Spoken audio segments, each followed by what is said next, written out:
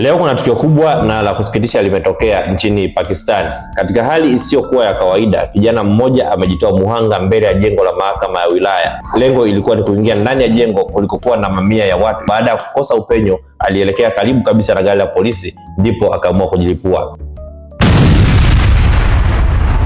Ripoti za awali zinaonyesha takriban watu 12 wamefariki dunia na wengine 27 wamejeruhiwa vibaya sana. Tukio hili limetikisa dunia. Hii imetokea katika mji mkuu wa Islamabad. Ni miaka mingi imepita tangu tukio la namna hiyo litokee katika nchi ya Pakistan, especially pale Islamabad. Kwa hiyo watu wengi wanatamani kujua ni kwa nini. Tukio hili lina mizizi mipana na mirefu sana kisiasa na kiusalama. Kwa miaka kadhaa sasa, Pakistan imekuwa ikilalamikia uwepo wa kundi la kigaidi katika nchi ya Afghanistan linalojulikana kama Tehrik-i-Taliban Pakistan, kwa kifupi ni TTP.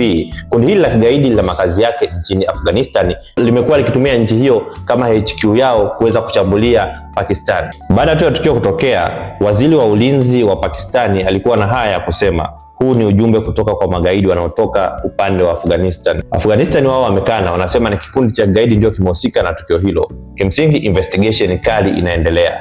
Wakati utapofika, ripoti kamili zitatoka. Wakili Lucas Miula, mpaka wakati mwingine.